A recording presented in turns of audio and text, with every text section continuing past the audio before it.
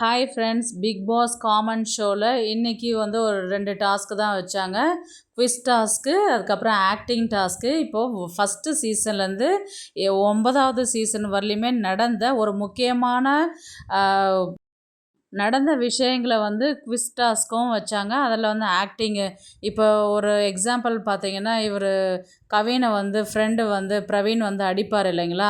அந்த மாதிரில இது யார் வந்தது, இது யார் அடித்தது, இது எத்தனாவது சீசன் அப்படின்ற மாதிரி தான் வந்து கொஷின்ஸ்லாம் கேட்டிருந்தாங்க. எல்லாருமே வந்து 3 டீமுமே வந்து நல்லா விளையாடிட்டு இருந்தாங்க.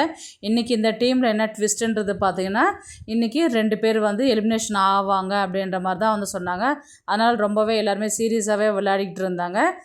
அதுக்கப்புறம் வந்து 3 டீம்லேயுமே வந்து யார் யார் வந்து செலக்ட் பண்ணி இவங்க இந்த வாரம் வந்து அந்த அளவுக்கு பார்ட்டிசிபேட் இல்லாத ஆளுங்கன்றது யாருன்னு பார்த்தீங்கன்னா, திவ்யா, பேபி அக்கான்னு சொல்லிட்டு, 3வது வந்து வெங்கடேஷ். இவங்க 3 பேர் தான் எடுத்தாங்க.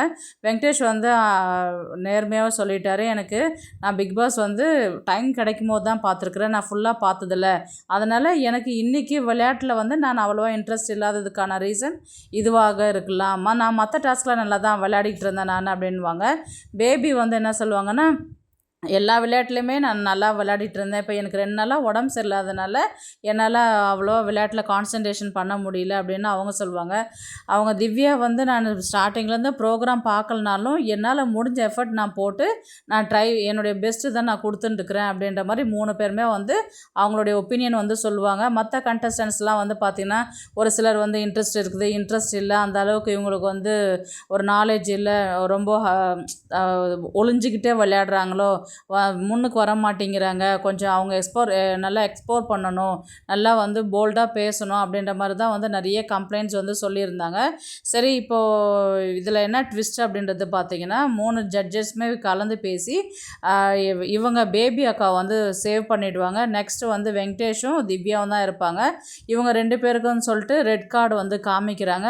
ஆக்சுவலாக பார்த்தீங்கன்னா, அந்த ரெட் கார்டை வந்து கேன்சல் பண்ணிடுறாங்க. 2 பேருமே சேஃப் ஜோன்ட்டு சொல்லிட்டாங்க. இது ஃபஸ்ட் டைமு, ஆல்ரெடி நீங்கள் பிஃபோராக விளையாடினதில் நல்லா விளையாடிருக்கிறீங்க, நெக்ஸ்ட் டைம் இந்த மாதிரி நாங்கள் சேவ் பண்ணுவோன்றது எதிர்பார்க்காதீங்க, அதனால் ஒழுங்காக விளையாடுங்க, இந்த வாரம் எலிமினேஷன் கிடையாது அப்படின்ற மாதிரி சொல்லிட்டாங்க. அதனால் எல்லாருமே வந்து சேஃபாக ஒரு ஜாலியாக போயிட்டு இந்த கேமை வந்து ஃபினிஷ் பண்ணாங்க.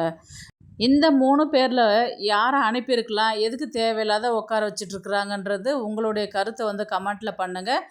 தேங்க்ஸ் ஃபார் வாட்சிங்.